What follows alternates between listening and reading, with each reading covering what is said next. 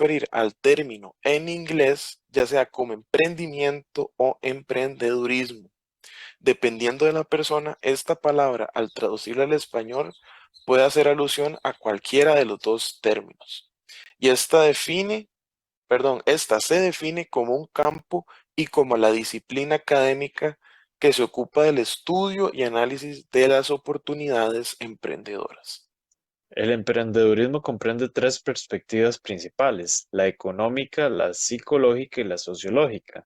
La perspectiva económica busca justificar el emprendedurismo desde una base racional económica. Esta considera los costos de transacción que pueden determinar la estructura de gobierno a la que se rige la nueva empresa y otros costos que pueden generar un intercambio económico. Por ejemplo, los costos de búsqueda de proveedores. La observación de oportunidades, que considera la posibilidad de obtener un beneficio por medio de la identificación del negocio, el manejo del riesgo y la optimización de recursos.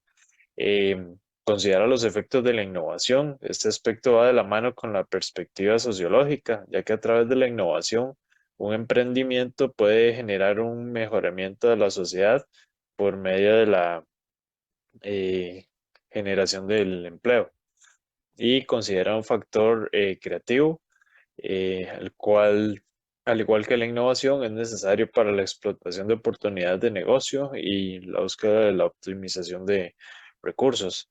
Por otra parte, está la perspectiva psicológica, que nos habla sobre las cualidades o atributos que pueden incidir en que una persona llegue a emprender. Está la personalidad, que es un campo polémico debido a que no se ha logrado definir con certeza qué aspectos de la personalidad de una persona le aseguran que logre emprender.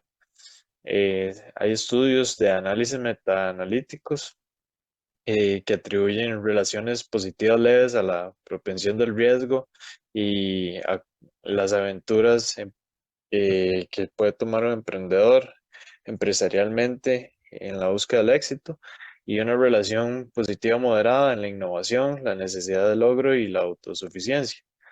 Están también los aspectos cognitivos, que van orientados a cómo el emprendedor percibe las oportunidades y la habilidad que tiene de asumir el riesgo en busca de un beneficio. Y esa percepción de oportunidades puede estar influenciada por factores externos sociales que faciliten detectar una opción de emprendimiento. Y por último está la perspectiva sociológica. En este caso se ve influenciada por la institucional, que se puede originar en el entorno en que rodea al emprendedor, como son las normas políticas, los valores y los hábitos o la conducta. Hay una teoría de redes que se basa en que las conexiones sociales pueden permitir unir los recursos de grupos que comparten intereses por medio de intermediarios, y un factor demográfico que nos dice que al observar tendencias sociales y demográficas es posible abrir nuevas puertas a incursionar en nuevos negocios. Em, Desde los tipos de emprendedor, podemos encontrar el emprendedor social, que es aquel que crea proyectos para mejorar el mundo a partir de la solidaridad y compromiso con otros. El intraemprendedor, que en lugar de crear su propio negocio, lo que hace es innovar dentro de su propia empresa. Está el emprendedor cultural, que crea proyectos relacionados con la cultura en los que se aprende al mismo tiempo a divertirse. Emprendedor de negocios, que imagina un bien o un servicio que es nuevo o mejor que los que ya existen y deciden hacerlo realidad. Y el emprendedor artístico, que es aquel que dan salida a sus inquietudes artísticas y las comparten con los demás. Cuando se habla del emprendedor, hay dos términos que a veces se confunden y vamos a aclarar. Estos corresponden a emprendedor y empresario. El primero corresponde, según la Real Academia Española, a aquel que emprende con resolución acciones o empresas innovadoras, y el segundo a un titular propietario directivo de una industria, negocio o empresa. Hay que aclarar que, por ejemplo, un emprendedor no necesariamente es un buen empresario y viceversa. Un empresario no necesariamente es un buen emprendedor. La principal diferencia entre ambos radica en la innovación. Un emprendedor debe ser innovador para tener éxito en el mercado. Por otro lado, un empresario no necesariamente debe ser innovador para asegurar la existencia de su empresa. Aún así, es importante mencionar que existe el híbrido entre ambos. Eso sí, hay más emprendedores empresarios exitosos que empresarios emprendedores exitosos. Dándonos con el tema de emprendedores, un buen emprendedor tiene muchas de las siguientes características que pueden llevarlo a alcanzar el éxito. Entre estas están que es una persona que asume responsabilidad, dirección y riesgo en sus actividades, es capaz de sistematizar ideas y desarrollarlas, es una persona creativa y no necesariamente creativa artísticamente, sino que logra tomar ideas y transformarlas, es un líder natural, dinamiza los factores de producción, logrando cambios en la oferta y la demanda, ve el mundo con ojos diferentes, con habilidad de transformar ideas en empresas. Una de las características más importantes es que es una persona que asume riesgos y estaba muy ligada a la tolerancia al fracaso, porque al asumir riesgos está considerando también el hecho de fracasar y aún así lo intenta. Es una persona innovadora, con una alta autoestima, con una necesidad de logro, que eso se refiere a la superación y un individuo positivo tanto para él como para su alrededor. Em, Otro punto que queríamos mencionar son las estrategias que pueden ayudar a empezar en el emprendedurismo. Estas se dividen en dos, las principales y las secundarias. Ninguna es mutuamente excluyente de la otra. Entonces, entre las características principales tenemos entrar al mercado ofreciendo un nuevo producto o servicio. La segunda es la competencia paralela, que son productos o servicios similares, pero no son idénticos. Em, También tenemos el franquiciamiento, que es tener una expansión geográfica bajo un acuerdo de licencia. Dentro de las estrategias secundarias está la explotación del momento. En estas incluyen factores o estrategias como aplicar un negocio que funciona en una zona a otra zona. O sea, mover algo que funcionó acá, pero lo vamos a mover a otro lugar, con la esperanza de que funcione. También rellenar vacíos en un mercado o suministro en un área, como llegar y poner, por ejemplo, una pulpería en un lugar alejado donde hay que caminar como 3 kilómetros o 10 para llegar a la pulpería. Entonces, eso es rellenar un vacío de mercado, darle valor a un recurso que no se está utilizando. Acá entiéndase desde la mano de obra hasta recursos naturales y de todo tipo, y también modificando los canales de distribución para alcanzar nuevos mercados. Otra estrategia es el patrocinio de clientes. Acá se refiere a la fidelidad de los clientes al producto de empresa. Por ejemplo, como cuando se lanza un nuevo producto y se tienen sus primeros clientes, estos clientes que son fieles y ayudan al crecimiento de la empresa por su fidelidad.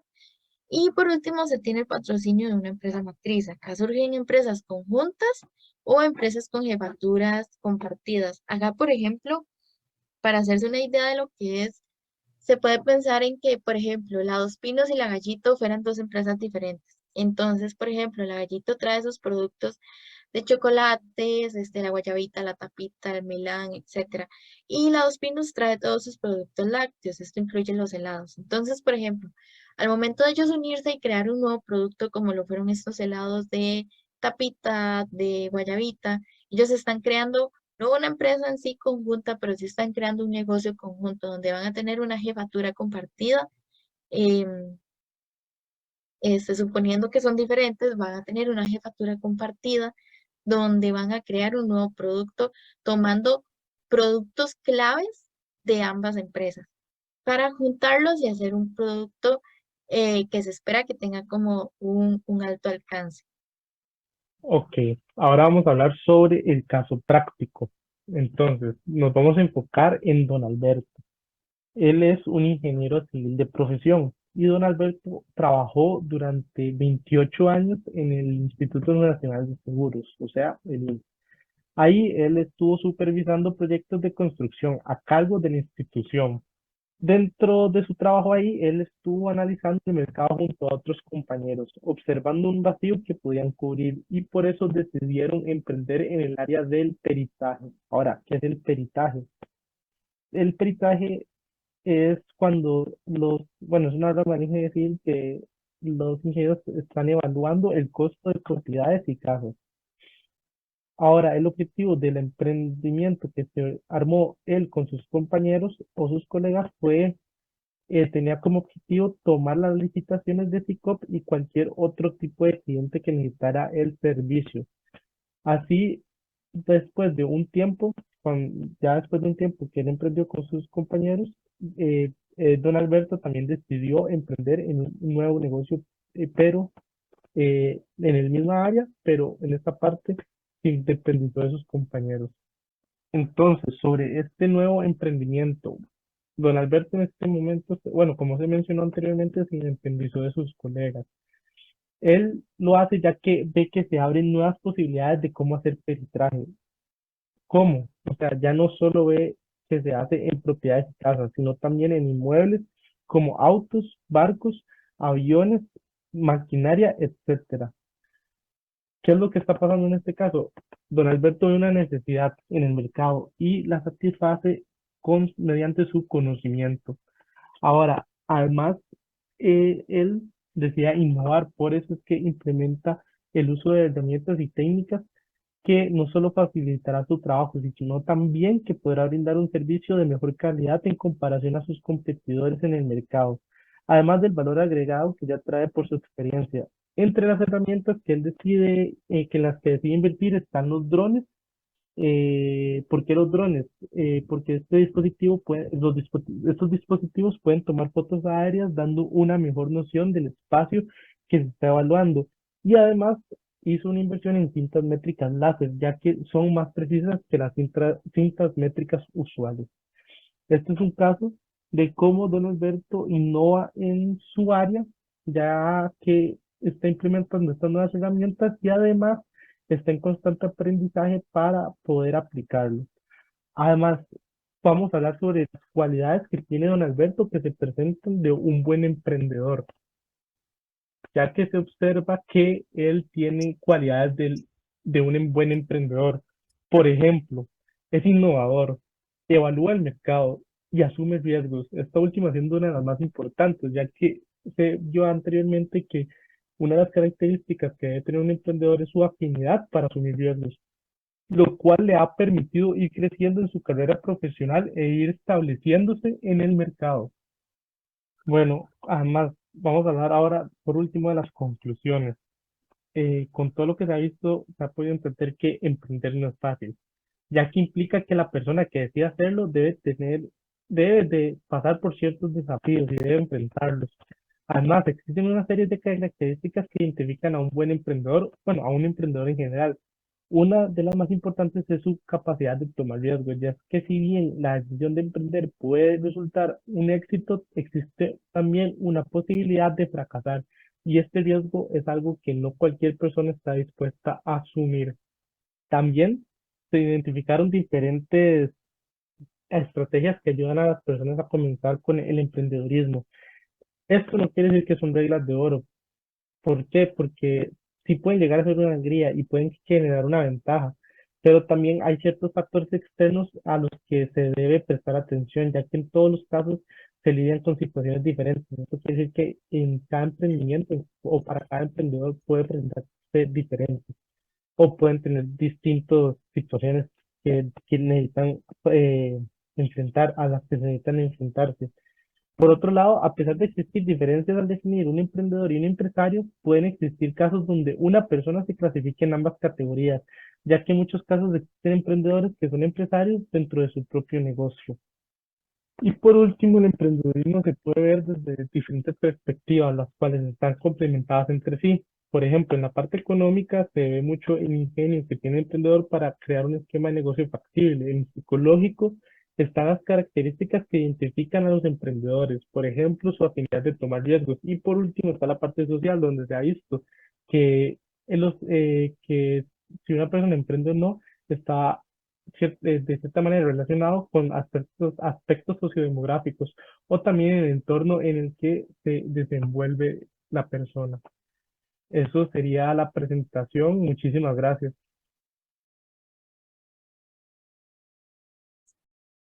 ¿Alguna pregunta? A mí me quedaba nada más una duda. ¿En qué momento en el tiempo un emprendedor deja de ser emprendedor y se convierte, por ejemplo, en empresario o ya cambia de categoría. Yo, bueno, podría decir ahí que el emprendedor, o sea, siempre va a ser emprendedor cuando crea su parte, por decirlo así, la solución o el servicio que brinda para cubrir una necesidad del mercado, pero el empresario más bien está, o sea, el emprendedor puede ser un empresario desde el principio, ya que puede tener una posición directiva en la empresa que él creó. Entonces no es como que deja de serlo, sino va a ser siempre emprendedor, pero puede pasar a ser, pero el empresario más bien es esta persona que ocupa un puesto directivo. No es que lo va a dejar de ser la parte de emprendedor.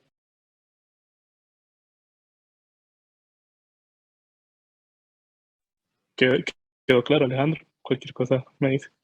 Sí, sí, creo que sí, ya te agarré la idea. Yo diría más bien que deberíamos de ver las características del emprendedor. Ponerlas otra vez.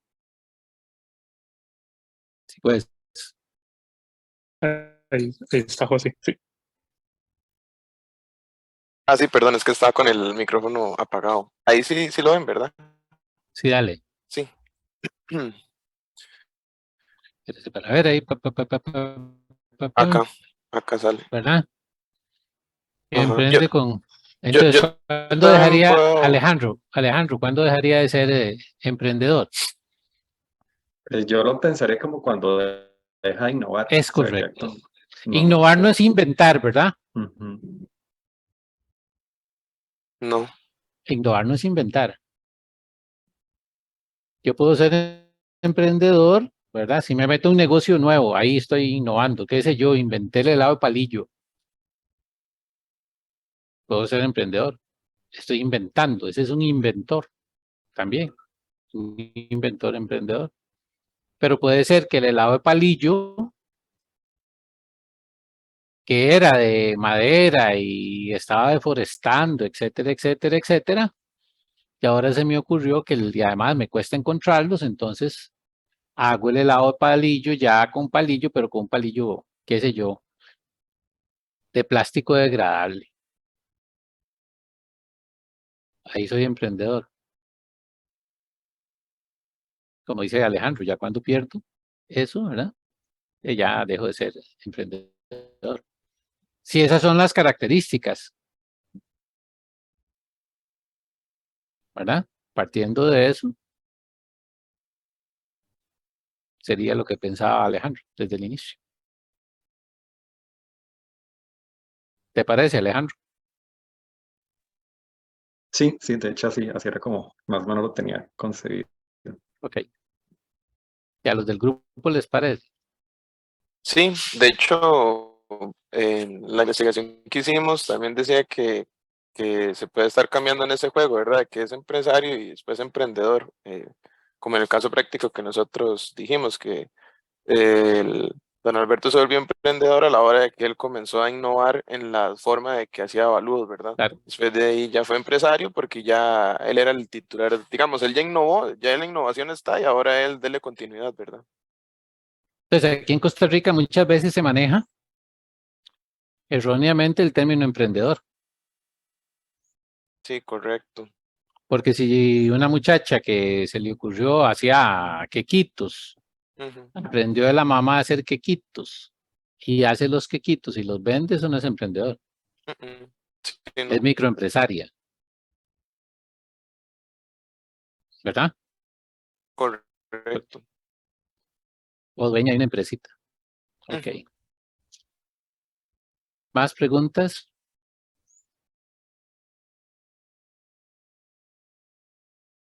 Listo. Grupo 6. Grupo 6 nos va a hablar de PNL. No es Partido de Liberación Nacional, sino es al revés, ¿verdad? PNL. Programación neurolingüística. ¿Ya ven mi pantalla?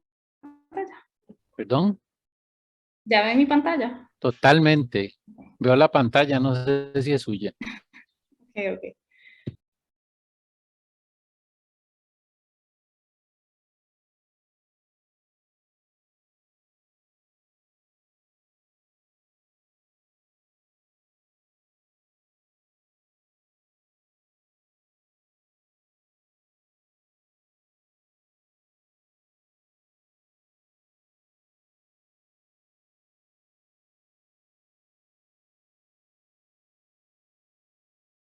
No se escucha.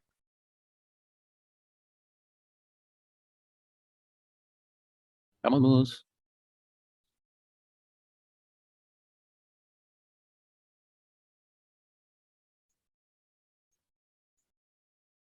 Ok, voy, perdón. Voy a dejar de compartir un momento. A ver. Mm.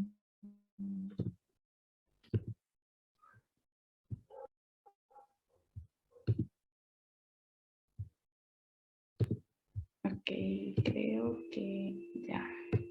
Buenas tardes, mi grupo está ¿Lo conformado. pueden escuchar? Sí. Ok. Perdón ahí, las disculpas.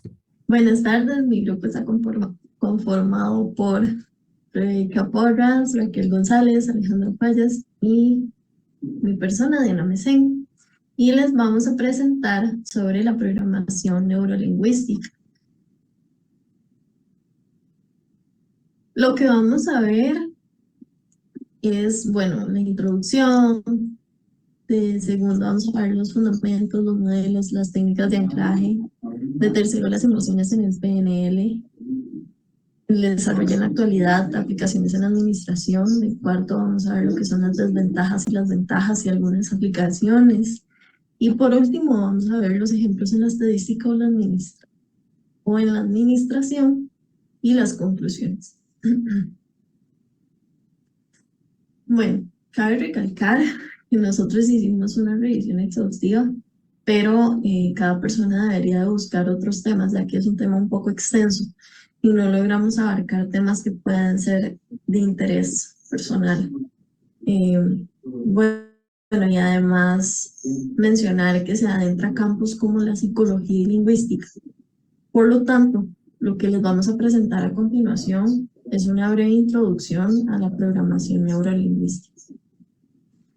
Para mencionarles un poco sobre la historia, desde 1976, los investigadores Richard Bandler y el lingüista John Grinder dedicaron su vida a realizar investigaciones acerca de los procesos que permiten transmitir la representación del mundo mediante el lenguaje. Es de acá que se crea la programación neurolingüística, conocida por sus siglas PNL. Este es un conjunto de técnicas diseñadas para producir un cambio permanente en las personas, identificando las estrategias internas que utilizan las personas de éxito con el fin de facilitar un cambio evolutivo y positivo. Esta definición está dada por el libro de Clara Redford en el 2014. Bueno, uno de los principales objetivos de la programación neurolingüística es indagar cómo es la percepción propia de la realidad y de esta manera descubrir el modo de intervenir sobre dicha percepción para así establecer cambios necesarios que logren ampliar las posibilidades de éxito en los objetivos personales.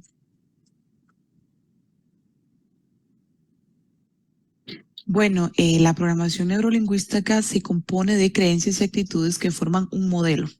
Y esta es una forma de psicología aplicada, por eso se parte de 4 principios fundamentales.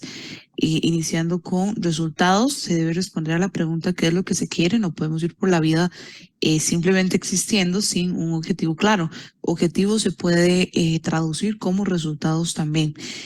Además, podemos concentrar los recursos que tenemos disponibles para conseguir esos resultados y hacer una optimización de todo. También necesitamos la agudeza sensorial. Hay que ser consciente de lo que está alrededor, lograr captar señales que nos envían en una conversación, en el diario vivir la otra persona, como sus gestos, su tono de voz, sus actitudes, su disposición corporal. Además, necesitamos flexibilidad en los comportamientos.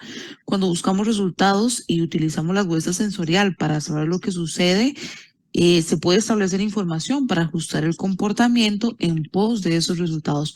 Y la compenetración, muchas veces no vamos a trabajar solos, vamos a trabajar o relacionarnos con más de una persona y necesitamos estar compenetrados para llegar a esos resultados. Además, para este punto necesitamos entendimiento mutuo y confianza que se logra a través de la compenetración. Además, uno de los modelos más emblemáticos es el de niveles neurológicos.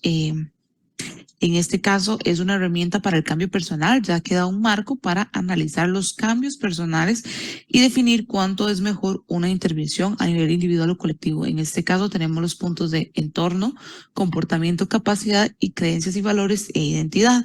Además, este modelo funciona como un sistema. Si se realiza un cambio en un nivel, habrá consecuencias en nosotros y con el paso del tiempo vamos a aprender a detectar esos cambios. Además, tenemos las técnicas de anclaje. En este caso, un ancla se define como cualquier cosa que podamos recordar o percibir y que dispara automáticamente un comportamiento en la mayoría de las personas. Además, el proceso por el que una reacción interna se empareja con una experiencia es denominada echar el ancla o anclaje. En este caso, las anclas pueden generar sentimientos positivos o negativos y por lo general las desarrollamos en la infancia. Además, nos ayudan a funcionar en el diario vivir. Son como reacciones en automático, como ir manejando, ver que el carro del frente frena, ver las luces y nosotros también frenar sin pensarlo muchísimo. Además, estas anclas se pueden modificar, se pueden diseñar y se pueden utilizar en la programación neurolingüística de acuerdo a las siguientes técnicas, como anclaje de recursos. Permite acceder a un estado específico cuando se necesita, como por ejemplo sentir calma antes de realizar una exposición de los resultados de un proyecto o de un trabajo. Además está el círculo de excelencia, que permite acceder a recursos internos como experiencias o sentimientos de capacidad que se puedan recordar y utilizar como fortaleza para afrontar una situación en específico. Acumular anclas, se pueden acumular anclas unas encima de otras para crear un cúmulo de experiencias que permita sentir a la persona que es poderosa o capaz. Esto con el fin de que pueda afrontar situaciones. El ritmo futuro, que consiste en ensayar mentalmente situaciones futuras, que esto permita asociar comportamientos con señales en específico y que a las mismas se den de manera natural. Y también cambios de historia personal. Esta técnica permite a las personas cambiar los sentimientos con respecto a una situación pasada que todavía nos afecte en el futuro o en el presente más bien.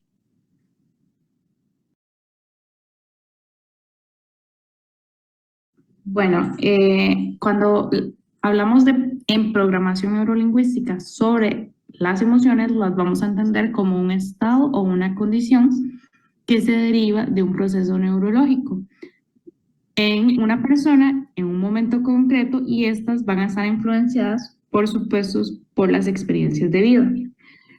Entender el estado en el que nos encontramos es importante porque puede determinar cómo nos sentimos y cómo nos comportamos. Y en el mundo de la administración, esto puede llegar a influir debido a que hay mucha presión o muchas condiciones que pueden estar alterando nuestra decisión, y entonces es importante conocer cómo manejar las emociones cuando estamos en estos momentos.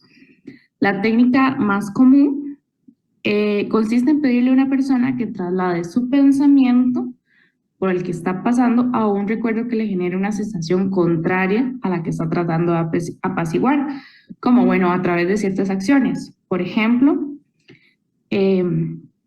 cuando estoy en un momento en el que siento mucha incomodidad, una de las técnicas es corra por la habitación, salte, muévase. Otra técnica, le pido a usted que respire y que cuente hasta 10 buscando salir de la sensación o que traslade este pensamiento también a otro lugar. Y esta sería la tercera técnica, es cuando me siento incómodo, voy a pensar en un lugar en donde más bien me siento muy tranquilo y no siento esta molestia. Así durante un momento hasta que yo logre trasladar la sensación.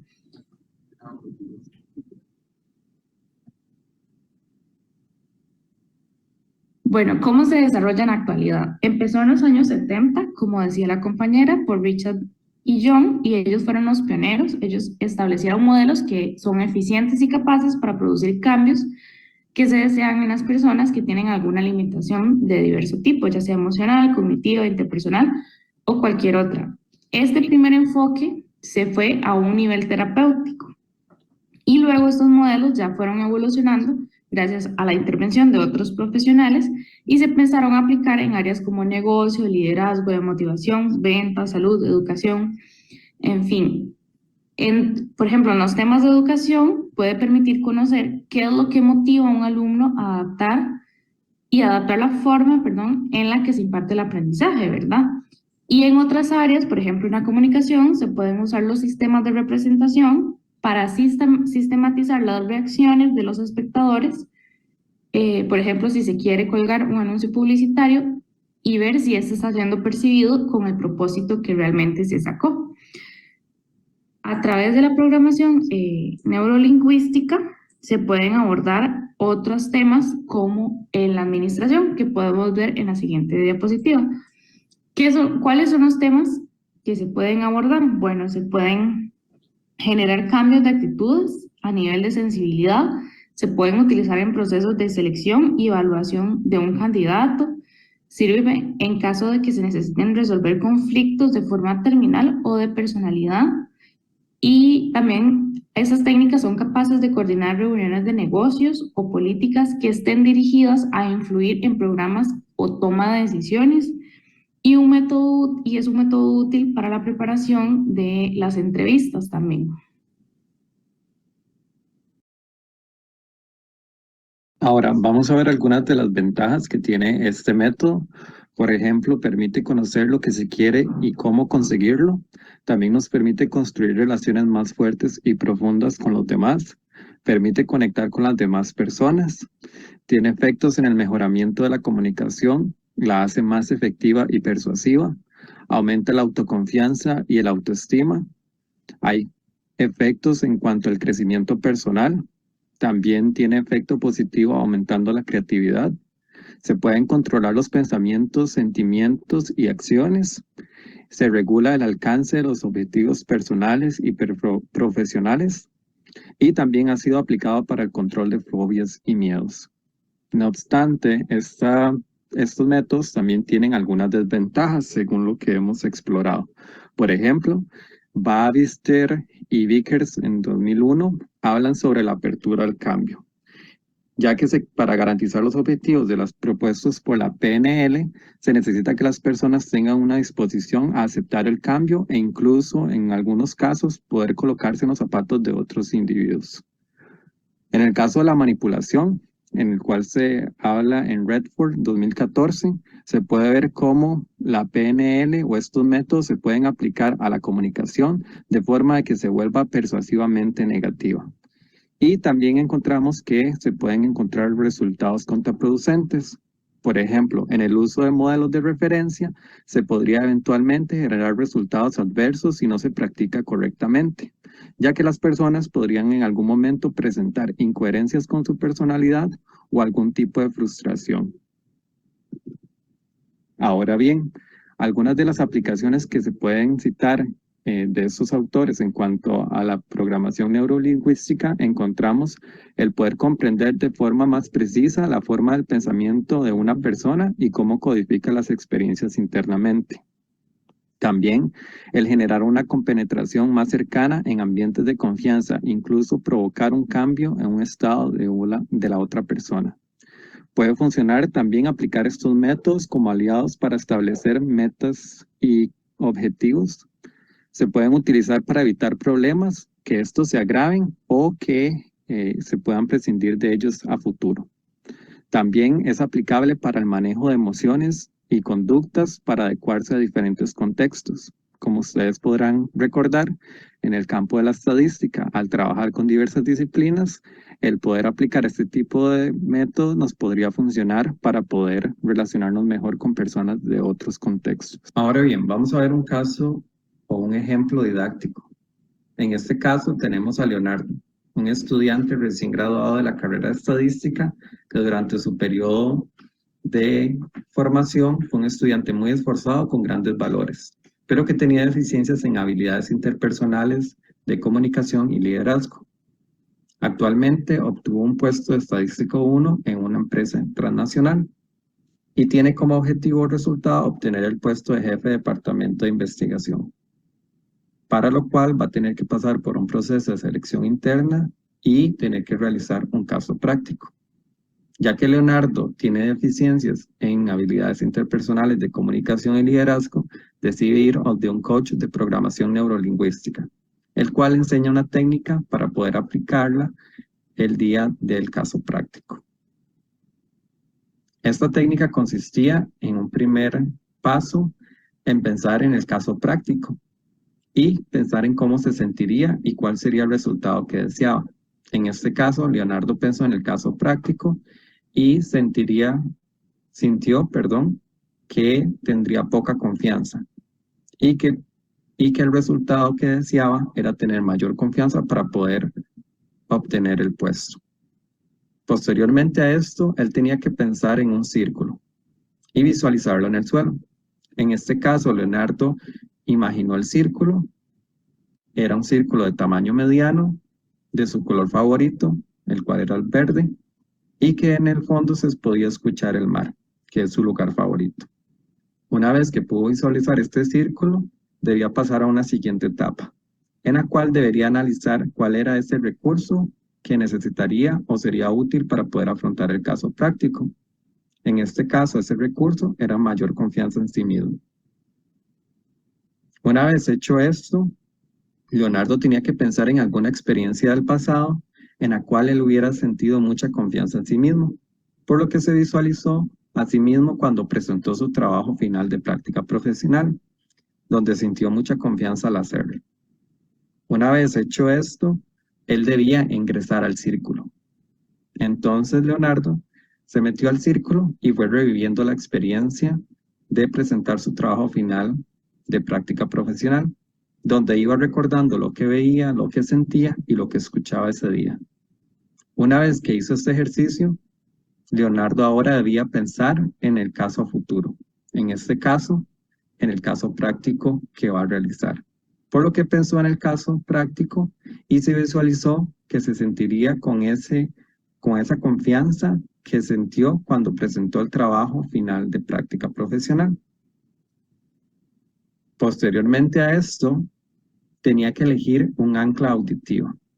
Esta ancla auditiva le iba a ayudar a recordar esa sensación de confianza que sintió cuando presentó su trabajo final de práctica profesional y así podría recordarla y aplicarla al día del caso práctico, por lo que eligió su canción favorita. Al llegarse el día del caso práctico, como parte del proceso de selección, minutos antes se puso los audífonos y reprodujo esta canción, de manera que esto le hizo recordar aquella experiencia y la gran confianza que tiene en sí mismo para poder utilizarla a la hora de realizar el caso práctico.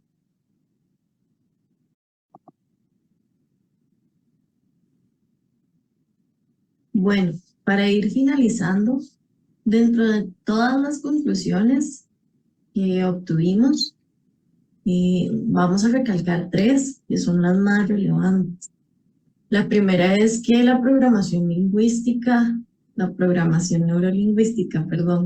promueve una mejora de los procesos de crecimiento personal, pero si ésta se enfoca al contexto profesional, podría contribuir al desarrollo ofreciendo valiosas herramientas a este.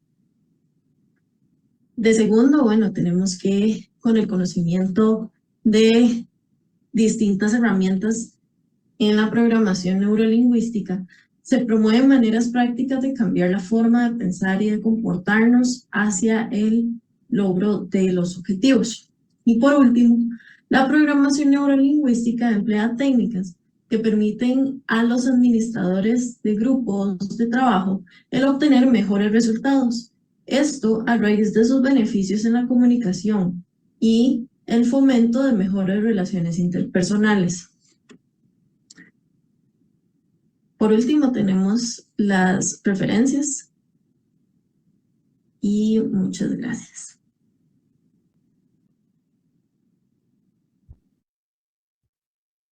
Preguntas, comentarios. Yo tenía más que todo como un comentario, pregunta. O sea, me imagino que eso es la programación neurolingüística. Dice, si se utiliza mal, también uno podría casi que estar programando de mala manera a la otra persona. Digamos, como que si yo le hablo golpeado, o le hablo feo, o si se malinterpretaron las cosas. ¿Se podría tomar así también? O Más bien yo les iba a preguntar a los muchachos antes de todo, José Pablo, para que nos... ¿De dónde viene su programación neurolingüística? ¿Qué es? Sí, ¿Cómo lo viene, interpretarían ustedes? ¿Programar ajá, qué es? Profe, nosotros lo entendemos como, bueno, en lo que vimos en la literatura, como un conjunto de herramientas que nos van a servir para interpretar algunos rasgos de las características de cada persona, ¿verdad?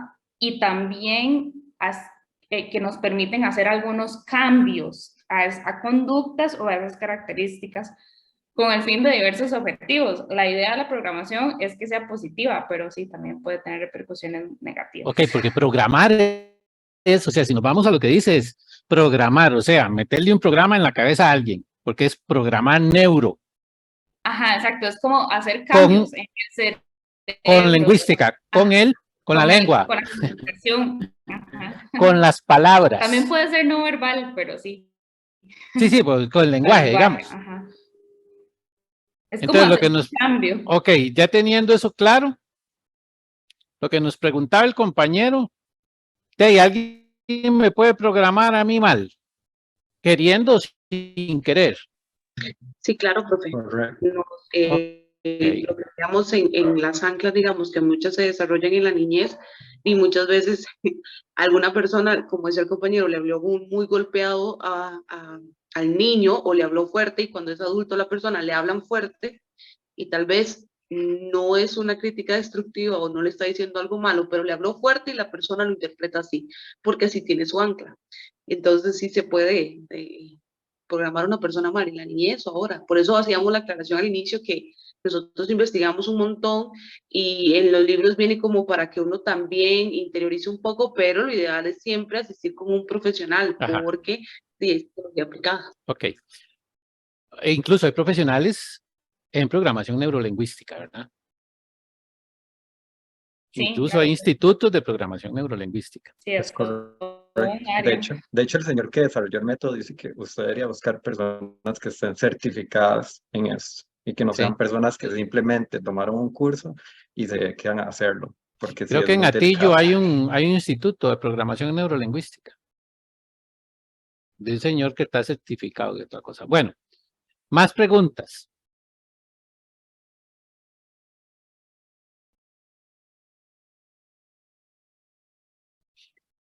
Preguntas. Bueno, para mí el tema es interesantísimo desde el punto de vista personal, ¿verdad? Porque como decía, creo que fue José Pablo el que preguntó, sí me pueden hacer daño.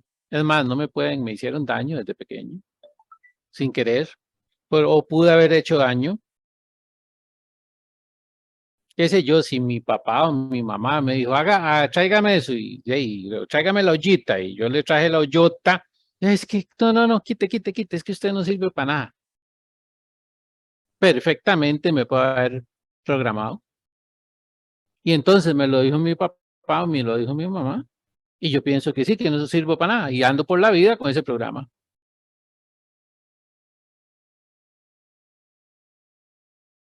Perfectamente me pudieron meter una fobia cuando estaba pequeñito. Les cuento como anécdota, ¿verdad? Yo no sé si ustedes me conocen, yo mido como 1,78, 1,80, bastante grueso toda mi vida. Y a mí me mataban los sapos. Yo veía un sapo y por ahí iba el sapo y si estaba enfrente mío el sapo ganaba, yo me echaba para atrás y no pasaba. Me casé y no había tenido la experiencia de encontrarme con un sapo. Hasta que iba saliendo de la mano con mi esposa de la casa y hay un sapo en el portón. Como es de esperarse, Juan Antonio se echa para atrás y dice, yo no salgo. Me dice mi señora, ¿por qué usted le tiene miedo a los sapos? Sí. Ella agarró el sapo y le hablaba de otra cosa, cosita linda y de otra cosa. Y yo, santísimo, se la va a comer. Y ya me puse a pensar, ¿verdad? Me dice, no hacen nada y no sé qué. Y me trabajó, aunque ella no está en programación neurolingüística, me trabajó y yo al final dije, ¿de dónde me viene el miedo a los sapos. Si el sapo no se comió a mi señora, ¿de dónde me viene el miedo? Bueno, me puse a analizar ahí, ¿verdad? Y recordé que mi mamá, que Dios goce, me decía cuando yo estaba chiquitillo, uy, no se acerque a ese sapo, porque ellos echan un venenito blanco y es súper venenoso. Y una vez, pequeñillo, también teníamos un perro y el perro mordió el sapo y el perro terminó ahí. Entonces yo les tenía pánico a los sapos. Gracias a ese cambio de ver a mi señora coger el sapo y tocar el sapo y decirle, ¡ay, qué lindo! Y no sé qué, yo decía, qué lindo esa cochina de sapo. Ya yo no les tengo pánico. Yo puedo pasar a la par de un sapo. No es que lo voy a saludar ni lo voy a agarrar, ¿verdad?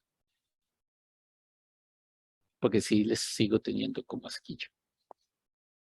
Pero yo superé eso. ¿De dónde venía la programación?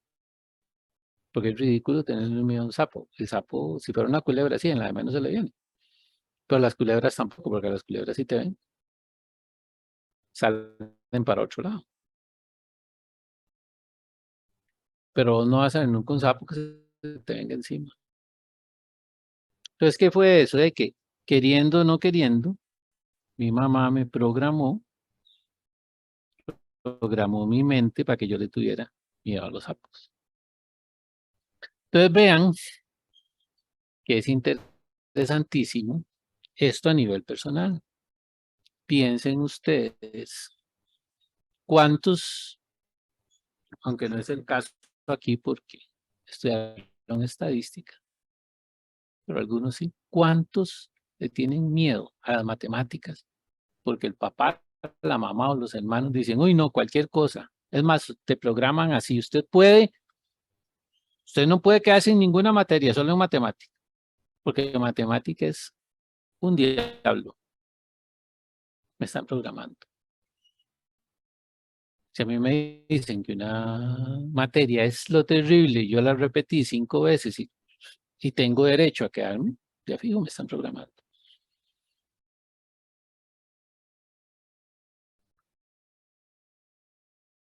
Cuando yo le hablo a una persona en la parte administrativa, tengo que tener mucho cuidado, porque puede ser que lo programe.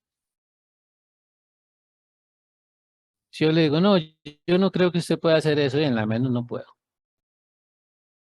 Hay otro principio en administración que se llama el efecto Pigmalión, que si yo le digo a una persona que no puede, o que es un idiota, o que no puede hacer con eso y que él no va a poder sacar ese proyecto, me lo va a cumplir. Inconscientemente, no va a poder. Entonces yo lo que quería, tocar este tema, es primero que se evalúen ustedes, que digan, bueno, y esas cosas esas reacciones que tengo yo, de que si alguien me empieza a hablar feo, cuando veo es que le estoy pegando de patadas, o me hacen leña, o me dicen estúpido y me lo creo.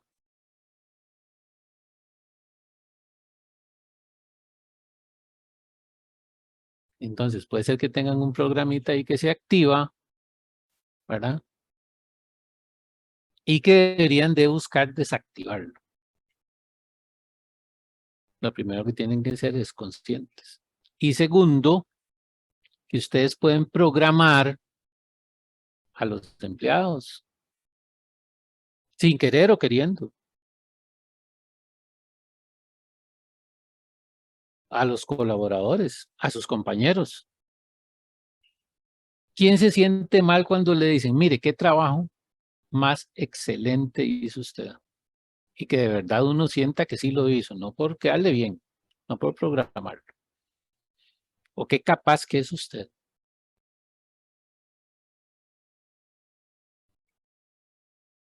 Me Que empodera. uno se sienta mal, profe. O sea, que uno No, se que uno sienta se mal. sienta bien, porque le dicen, no, uno se empodera. Si a mí me dice trabajazo, me dice yo me empodero, yo me siento, ¿verdad? Todo galán. Sí, sí. Pero también te puedo decir, mira, qué barbaridad. Te he dado tantas oportunidades y puede ser que sí, que me lo tengan que decir. Pero entonces yo debería de evaluar si realmente me dieron esas oportunidades, si fallé en todas, qué es lo que hay en mí. Porque puede ser gente mala que simplemente te dice, no, es que vos, como les acabo de expresar, no sirve para nada usted. Por eso lo voy a despedir. Puede ser gente mala que te quiere hacer daño y que el daño lo tienen ellos. ¿Me explico? Entonces, para mí la programación neurolingüística, vieron ahí el gran menú para lo que sirve, claro, aplicada por profesionales. Hay que buscar la ayuda, pero hay que tener conciencia de que yo con las palabras puedo hacerle daño a una persona, no de momento, no es que lo traté de HP y se puso a llorar. Si es un daño pasajero, genial. El problema es que se haya creído que sí, que la mamá es una P y que ahí en adelante actúe como en concordancia con la afirmación que le acabo de hacer. Entonces vean que esta técnica es interesantísima cuando vamos a trabajar con personas. Si ustedes van a trabajar con personas, quiéranlo o no, no van a estar metidos en un tubo de ensayo trabajando solos. Ya en la práctica se dieron cuenta y van a trabajar con personas que realmente dice uno, ay, qué persona más incómoda. Bueno, póngase en los zapatos. Trate de averiguar, trate de ver qué fue lo que pasó.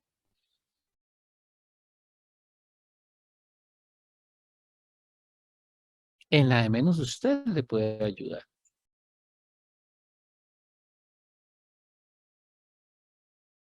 No es aislándolo a las personas incómodas o que son diferentes. No es aislándolos.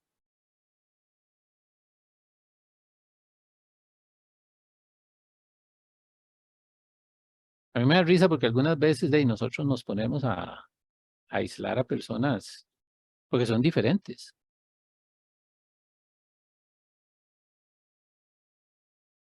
Y nos vemos hasta en pendejadas de que porque son diferentes, porque tienen diferentes gustos sexuales. Dije, ¿a quién importa eso? Cada oveja con su pareja. No es que ese carajo parece que es, puchica, parece autista. ¿Y a usted qué le importa? Está haciendo el trabajo, ¿sí? Trate de entenderlo. En la de menos aprende.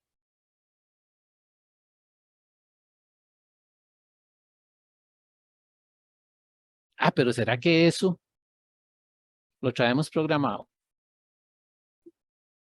¿Será que mi comportamiento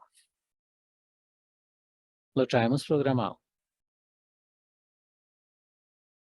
Porque sí, antes la sociedad era totalmente, ¿verdad? Sigue siendo mucho, pero ahora somos más hipócritas. Y vean que esta técnica, volviendo a la técnica, nos sirve montones. Y a nivel personal, yo no puedo dar en la empresa algo que no tengo. Yo en la empresa no voy a ser mejor que lo que soy en la vida real.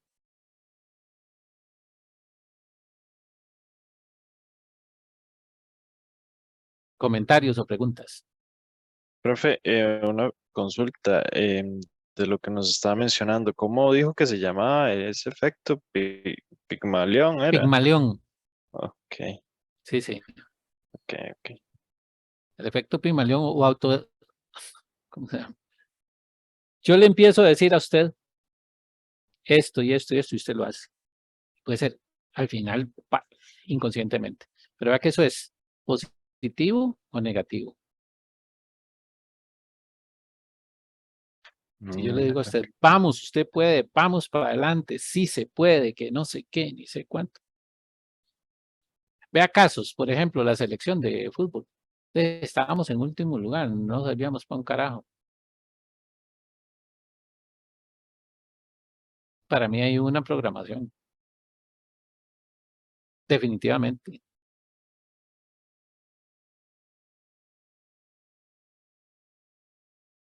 Ahí, incluso hasta en la Biblia dice que las palabras atan. Bueno, atan para bien o atan para mal.